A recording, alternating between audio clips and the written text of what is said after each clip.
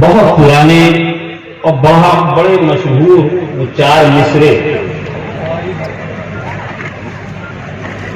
حضرت سیدنا حسان ابن ثابت رضی اللہ تعالیٰ عنہ کے آ گئے.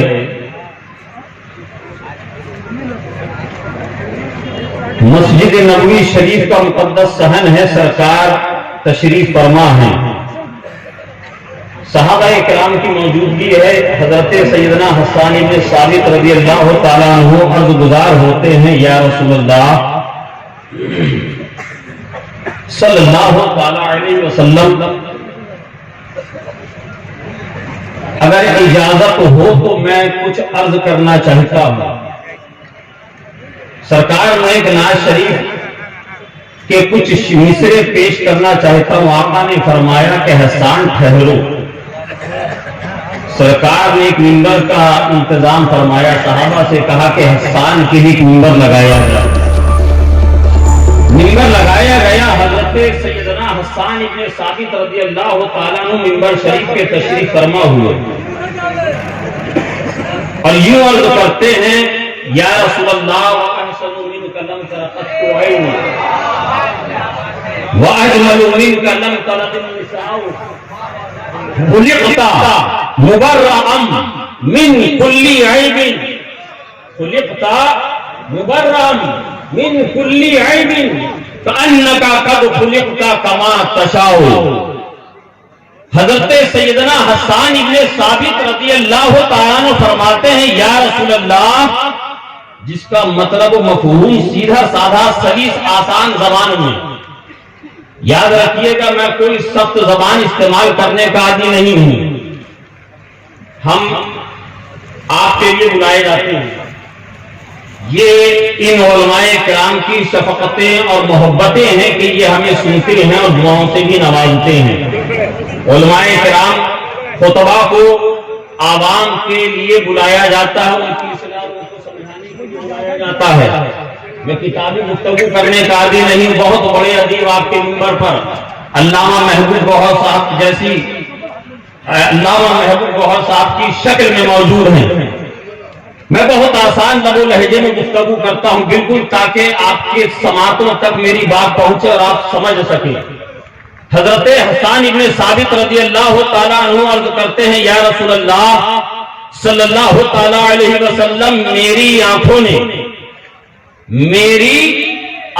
نے آپ سے زیادہ حسین نہیں دیکھا. یا رسول اللہ، میری آنکھوں نے آپ سے زیادہ یا رسول اللہ حسین نہیں دیکھا. یا رسول اللہ، میری آنکھیں آپ سے زیادہ حسین دیکھتی بھی کیسے کہ کسی ماں نے آپ سے حسین و جمیل کسی کو پیدا نہیں کیا. اور یا رسول اللہ اور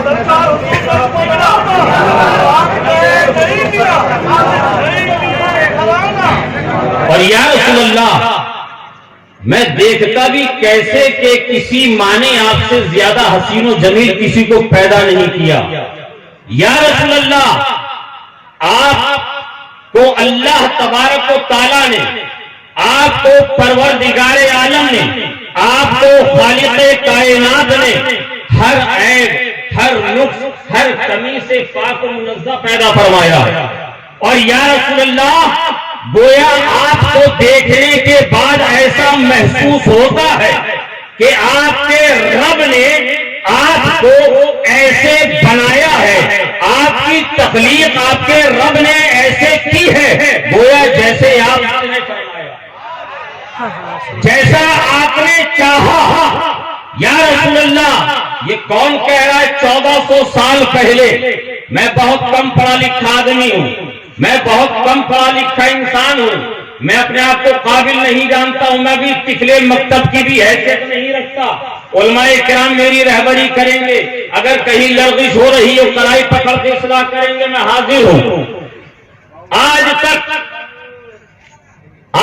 میرے مطالعے میں میری نظروں سے کوئی ایک ایسی روایت نہیں گزری مولانا ظفر صاحب جب حضرت حسان ابن ثابت نے ان مصروں کو پڑھا ہو، اس نعت کو پڑھا ہو اور آقا نے ان کو روکا ہو، آقا نے ان کو روکا ہو، ان مصروں کو پڑھنے سے روکا ہو 1400 سال پہلے، آج اگر یہاں پر مولانا محبوب گوہر صاحب لکھتے، مولانا محبوب گوہر صاحب کچھ بولتے، آپ کہتے مولانا محبوب گوہر صاحب نے بہت زیادہ مبالغہ کر دیا، مولانا محبوب گوہر صاحب نے بہت بڑھا دیا، مگر یاد رکھنا مسلمانوں، یہ 1400 سال پہلے صحابی رسول کا عقیدہ تھا کہ یا رسول اللہ آپ سے زیادہ حسین میری آنکھوں نے نہیں دیکھا، یا رسول اللہ آپ سے زیادہ جمیل کسی ماں نے جنا نہیں، اور یا رسول اللہ آپ کو آپ کے رب نے ایسا پیدا کیا ہے، ایسا پیدا کیا کہ آپ کو آپ کے رب نے آپ کے اندر کوئی کمی کوئی نقص نہیں رکھا، بلکہ آپ کو دیکھ کر ایسا محسوس ہوتا ہے کہ آپ کے رب نے آپ کو ایسا بنایا ہے جیسا کہ آپ چاہتے تھے، جیسا آپ چاہتے تھے۔ حضرت حسان ابن ثابت یہ عقیدہ دے رہے ہیں، یا رسول اللہ یا حبیب اللہ صلی اللہ تعالی علیہ وسلم، رب تبارک و تعالی نے جیسا چاہا زمین کو بنانا، رب نے زمین کو بنا دیا، رب نے جیسا چاہا آسمان کا شامیانہ لگانا، رب نے آسمان کا شامیانہ لگا دیا، رب نے جیسا چاہا سمندروں کی موجوں کو تخلیق دینا، رب نے سمندروں کو ویسی موجیں عطا کر دی، رب نے جیسے چاہا سورج کو چمکانا، سورج کو ویسی چمک عطا کر دی، رب نے جیسے چاہا ستاروں کی انجمن کو سجانا، رب نے ویسے ستاروں کی انجمن کو سجا دیا، رب نے جیسے چاہا پتھروں کو سختی دینا، رب نے ان کو وہ سختی عطا کر دی، رب نے جیسے چاہا پہاڑوں کو بلندی دینا، رب نے پہاڑوں کو بلندی دے دی، رب نے جیسے چاہا دریاؤں کو روانی دینا، رب نے دریاؤں کو روانی عطا کر دی، رب نے جیسے چاہا 1,24,000 انبیاء کو وجود دینا، ان کو پیدا کرنا، ان کو تخلیق دینا، رب نے کر دیا، مگر یا رسول اللہ جب آپ کی باری آئی، یا حبیب اللہ جب آپ کی باری آئی تو رب نے گویا یہ فرمایا، اے پیارے یہ بتا تیری پریشانی تو کیسے، اے پیارے یہ بتا تیری پریشانی کیسے بتاؤں، کیسی بناؤں۔ 1400 سال پہلے حضرت حسان نے مدینہ شریف میں جو نظریہ پیش کیا، ہندوستان میں پیدا ہونے والے 14 صدیوں کے بعد حسان الہند نے بریلی کی دھرتی سے یہ عقیدہ دیا، گویا جب مصطفیٰ سے رب نے پوچھا ہوگا اے پیارے یہ بتا تیری پریشانی کو کیسا بناؤں، تو میرے مصطفیٰ یوں گویا ہوئے ہوں گے جس کے ماتھے شفاعت کا صحرا رہا، جس کے ماتھے شفاعت کا صحرا رہا، اس جبین سعادت پہ لاکھوں سلام۔ اے پیارے یہ بتا تیری آنکھوں کو کیسا بناؤں، میرے مصطفیٰ نے یوں عرض کیا ہوگا کہ مولا میری آنکھوں کو ایسا بنا دے 14 صدیوں کے بعد میرا غلام بریلی سے کہے جس طرف اٹھ گئی تم میں دھما گیا، اس نگاہ عنایت پہ لاکھوں سلام۔ حضرت حسان عقیدہ دے رہے ہیں، اس کی ترجمانی بریلی سے ہو رہی ہے، اعلیٰ حضرت فرماتے ہیں جس طرف اٹھ گئی تم میں دھما گیا، اس نگاہ عنایت پہ لاکھوں سلام۔ اعلیٰ حضرت سیدنا حسان بن ثابت فرماتے ہیں یا رسول اللہ جب رب نے چاہا اے پیارے تیرے کان کیسے بناؤں، اے پیارے تیرے کان کیسے بناؤں، گویا میرے مصطفیٰ نے یوں عرض کیا ہوگا 14 صدیوں کے بعد بریلی کے قلندر نے ہمیں یوں سمجھایا کہ دور و نزدیک کے سننے والے وہ کان لالے کرامت تھے، لاکھوں سلام۔ میرے رب نے جب مصطفیٰ سے فرمایا ہوگا اے پیارے یہ بتا تیرے لبوں کو کیسا بناؤں، گویا میرے مصطفیٰ نے یوں عرض کیا ہوگا مولا میرے لبوں کو ایسا بنا 14 صدیوں کے بعد عاشق کہے پتلی پتلی گلے اس کی پتیاں ان لبوں کی نزاکت لاکھوں سلام۔ میرے مصطفیٰ سے رب نے فرمایا ہوگا اے پیارے یہ بتا تیرے بازو کیسے بناؤں، میرے مصطفیٰ نے عرض کیا ہوگا مولا میرے بازو کیسے بنا 14 صدیوں کے بعد میرا غلام بریلی سے یوں کہے جس کو بارے دو عالم کی پرواہ نہیں، جس کو بارے دو عالم کی پرواہ نہیں، ایسے بازو کی قوت پہ لاکھوں سلام۔ اے پیارے یہ بتا تیرا شکم یا رسول اللہ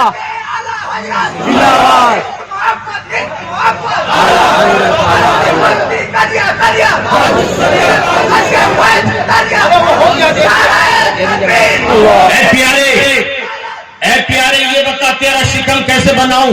میرے مصطفیٰ نے اپنے رب کے حضور عرض کیا ہوگا مولا میرے شکم کو میرے پیٹ کو ایسا بنا 14 صدیوں کے بعد میرے غلام کہیں کل جہاں مل کر جو کی روٹی غذا، کل جہاں مل کر جو کی روٹی غذا، اس شکم کی قناعت پہ لاکھوں سلام۔ اے پیارے یہ بتا تیری انگلیاں کیسے بناؤں؟ رب کی بارگاہ میں مصطفیٰ عرض گزار ہوئے ہوں گے مولا میری انگلیوں کو ایسا بنا 14 صدی کے بعد میرے غلام کہیں انگلیاں ہیں فیض پر ٹوٹے ہیں پیاسے جھوم کر، انگلیاں ہیں فیض پر ٹوٹے ہیں پیاسے جھوم کر، ارے نڈیاں پنجاب رحمت کی ہے جاری واہ واہ۔ بلکہ اعلیٰ حضرت نے یہ کوئی نیا عقیدہ نہیں دیا ہے، یہ کوئی نیا نظریہ نہیں دیا ہے، بلکہ وہی عقیدہ دیا ہے جن کو اعلیٰ حضرت کے نام سے پیٹ میں درد ہوتا ہو، جن کے پیٹ میں اعلیٰ حضرت کے نام سے درد ہوتا ہو، تکلیف ہوتی ہو تو یاد رکھنا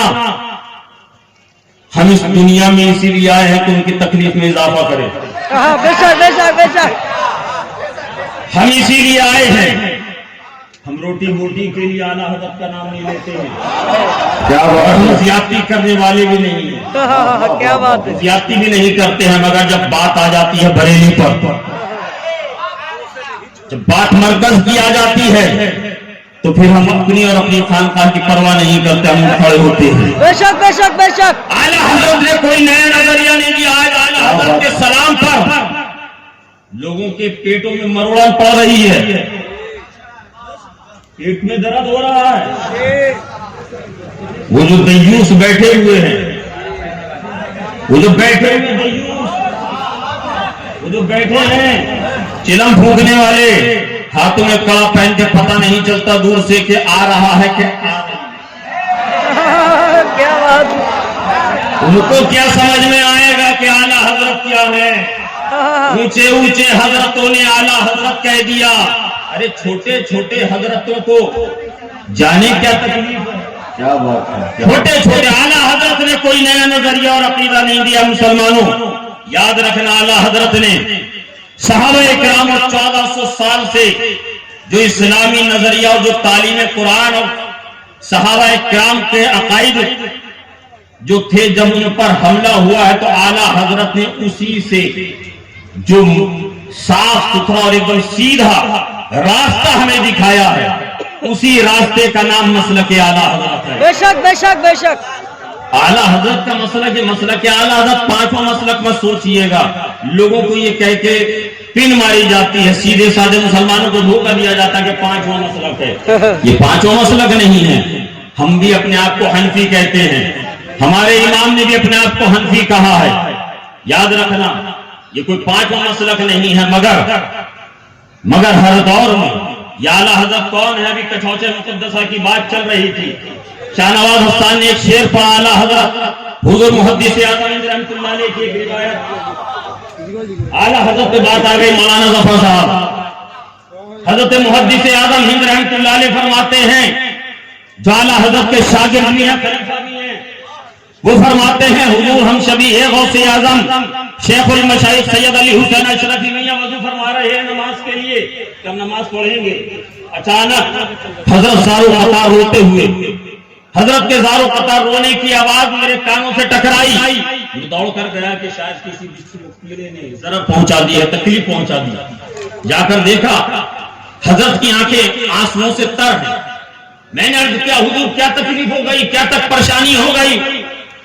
حضرت ہم شبیہ غوث پاک حضرت سیدنا علی حسین اشرفی میاں رحمۃ اللہ علیہ رو رہے ہیں۔ حضرت محدث اعظم رحمۃ اللہ علیہ فرماتے ہیں کہ میں ان کو اندر لے کر آیا، مکان کے اندر لایا گیا، پوچھا حضور کیا سبب ہے، کیا تکلیف ہو گئی، آپ بتائیے تو صحیح۔ فرماتے ہیں ابھی میں نے اپنی آنکھوں سے وضو کرتے ہوئے دیکھا فرشتوں کے کندھوں پر قطب الارشاد کا جنازہ جا رہا ہے، قطب الارشاد کا جنازہ جا رہا ہے۔ کون قطب الارشاد حضور؟ کہا بریلی کے احمد رضا خان۔ مولانا احمد رضا صاحب انتقال کر گئے. سیٹلائٹ کا زمانہ نہیں ہے, ٹیلی فون اور برقی تار کا زمانہ ہے. آج لائیو ٹیلی کاسٹ کا زمانہ نہیں ہے. میرے آقا نے 14 صدی پہلے فرمایا تھا مومن کی فراست سے ڈرو تو اللہ کے نور سے دیکھتے ہیں. اے مسلمانوں, 1400 سال پہلے حضرت حسان نے جو فرمایا, بریلی کے تاجدار نے, بریلی کے قلندر نے, امام احمد رضا خان نے اسی نظریے کی ترجمانی کرتے ہوئے فرمایا تھا, سب سے اولا والا ہمارا نبی, اپنے مولا کا پیارا ہمارا نبی. سب سے اولا والا ہمارا نبی, اپنے مولا کا پیارا ہمارا نبی.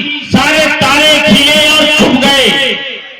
کتنے تارے کھلے اور چھپ گئے, پر نہ ڈوبے نہ ڈوبا ہمارا نبی. جیسے سب کا خدا ایک ہے ویسے ہی ان کا ان کا تمہارا ہمارا نبی. سب چمک والے اجلوں میں چمکا کیے, اندھے شیشوں میں چمکا ہمارا نبی. انبیاء سے کروں عرض کیوں مالکو, انبیاء سے کروں عرض کیوں مالکو, کیا نبی ہے تمہارا ہمارا نبی, کیا نبی ہے تمہارا ہمارا نبی. سب چمک والے اجلوں میں چمکا کیے, اندھے شیشوں میں چمکا ہمارا نبی, اندھے شیشوں میں چمکا ہمارا نبی. غمزدوں کو رضا مژدہ دیجئے کہ ہے بے کسوں کا سہارا ہمارا نبی. بے شک بے شک. کسوں کا سہارا ہمارا نبی. اے مسلمانوں, میرے آقا کریم صلی اللہ علیہ وسلم کے دیوانوں, رسول پاک صلی اللہ تعالی علیہ وسلم مسجد نبوی شریف میں تشریف لاتے ہیں. مسجد نبوی شریف میں تشریف لاتے ہیں. صحابہ کرام کا مجموعہ ہے, مقدس اجتماع چل رہا ہے. سرکار نے ملاحظہ فرمایا, میرے غلام گفتگو کر رہے ہیں, میرے غلام باتیں کر رہے ہیں. کیا باتیں کر رہے ہیں؟ اللہ نے حضرت آدم کو صفی اللہ بنایا, اللہ نے حضرت نوح کو نجی اللہ بنایا, اللہ نے حضرت ابراہیم کو خلیل اللہ بنایا, اللہ نے حضرت اسماعیل کو ذبیح اللہ بنایا, اللہ نے حضرت اسماعیل کو ذبیح اللہ بنایا, اللہ نے حضرت یوسف کو نبی اللہ بنایا, اللہ نے حضرت موسیٰ کو کلیم اللہ بنایا, اللہ نے حضرت عیسیٰ کو روح اللہ بنایا.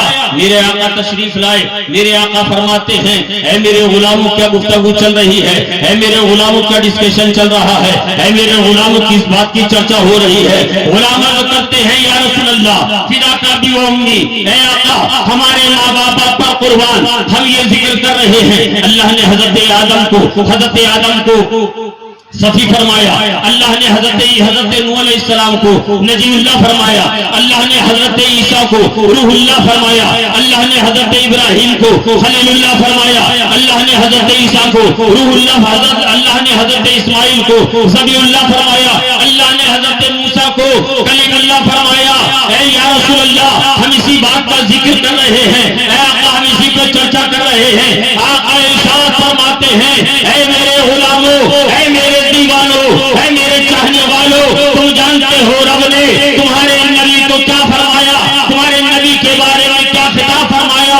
آقا کی بارگاہ میں غلام عرض کرتے ہیں, یا رسول اللہ صلی اللہ علیہ وسلم ارشاد فرمائیے. آقا ارشاد فرماتے ہیں, تم صحیح فرماتے ہو, تم صحیح کہتے ہو. اللہ نے حضرت آدم کو صفی بنایا, اللہ نے حضرت نوح کو نبی بنایا, اللہ نے حضرت ابراہیم کو خلیل بنایا, اللہ نے حضرت اسماعیل کو ذبیح اللہ فرمایا, اللہ نے حضرت موسیٰ کو کلیم فرمایا, اللہ نے حضرت عیسیٰ کو روح اللہ فرمایا. اے میرے غلاموں, جانتے ہو میں کون ہوں؟ غلاموں نے عرض کیا, یا رسول اللہ ارشاد فرمائیے. آقا ارشاد فرماتے ہیں, اے میرے غلاموں کان کھول کر سن لو, انا حبیب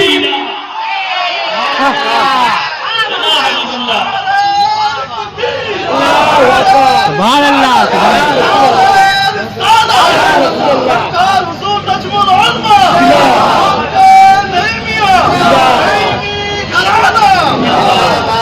انا حبیب اللہ. حضرات, حضرت ابراہیم خلیل ہے, میرے آقا حبیب ہے. حبیب اور خلیل میں کیا فرق ہے؟ حبیب اور خلیل میں کیا فرق ہے یہ بات سمجھ لیجئے، بس یہی پر انشاءاللہ تب تک اور بھی مہمان تشریف لے آئیں گے۔ خلیل کہتے ہیں دوست کو، 10 منٹ کی توجہ چاہتا ہوں، تھوڑی سی توجہ۔ خلیل کہتے ہیں دوست کو اور حبیب کہتے ہیں دوست کو۔ خلیل بھی دوست، حبیب بھی کہتے ہیں دوست کو۔ پھر خلیل اور حبیب میں فرق کیا ہے؟ پھر خلیل اور حبیب میں فرق کیا ہے؟ اس کی مثال میں آپ کو یوں سمجھاتا ہوں۔ آپ کے چند دوست ہیں، آپ کی ایک سوسائٹی ہے، فرینڈ سرکل ہے، چند دوست ہیں درجے با درجے، ایک دوست ہے، دوسرا دوست ہے، تیسرا دوست ہے، چوتھا دوست ہے۔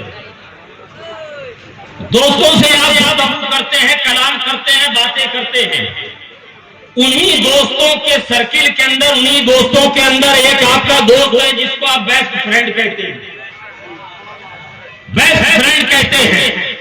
آپ نے ایک مکان بنایا، ایک بلڈنگ بنائی، ایک گھر بنایا، آپ نے اپنے دوست کو فون کیا، آپ نے کال کی، آپ نے اس کو پیغام بھیجا، میں نے ایک مکان بنایا ہے، اس میں کمرے بنائے ہیں، اس میں ڈرائنگ روم بھی بنایا ہے، جہاں جب تم آؤ گے نا، جب تم آؤ گے ہم بیٹھیں گے، بڑا آرام دہ ہے، اس کا بستر بڑا نرم و نازک ہے، اس میں بہترین کلر میں نے کیا ہے، اس میں بہترین قمقمے لگائے ہیں، اس میں ایئر کنڈیشن بھی لگایا ہے، اس کے اندر ماحول بڑا اچھا بنایا ہے، اس کی بڑی معطر فضا ہے۔ آپ کا دوست کہتا ہے تم نے اتنا اچھا مکان بنایا، تم نے اتنا اچھا ڈیکوریشن کرایا، تم نے اتنی آرام دہ چیزوں کا انتخاب کیا، مجھے کب دکھاؤ گے؟ آپ جواب دیں گے جب تم آؤ گے دیکھ لینا، جب تم آؤ گے دیکھ لینا۔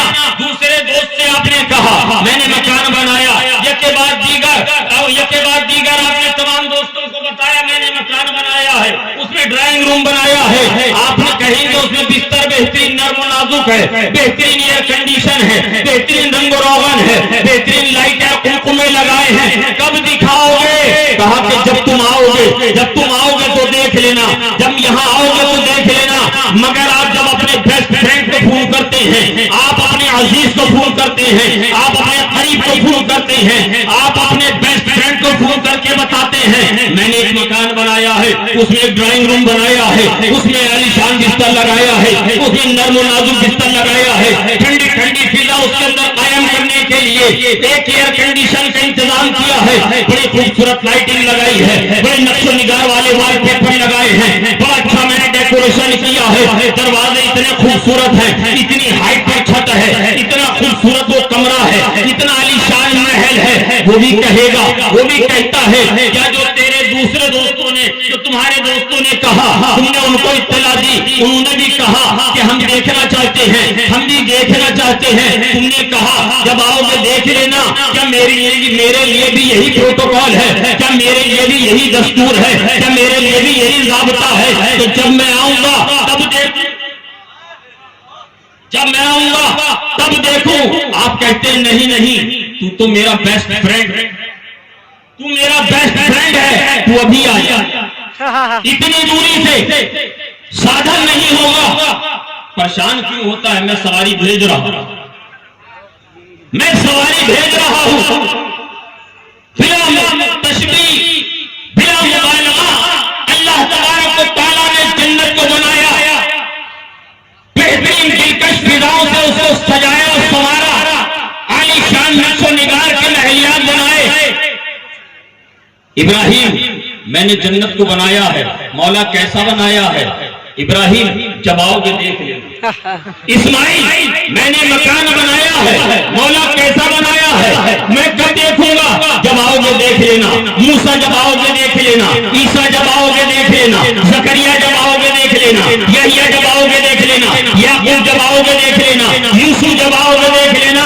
مگر مسلمان ہو، جب باری آتی ہے آمنہ کے لال کی، جب باری آتی ہے سیدہ فاطمہ زہرا کے ابا کی، جب باری آتی ہے ہمارے تمہارے نبی کی، جب باری آتی ہے مصطفیٰ جان رحمت صلی اللہ علیہ وسلم کی، ہم نے فرمایا پیارے میں نے جنت کو بنایا ہے، جنت کو نکھارا ہے، جنت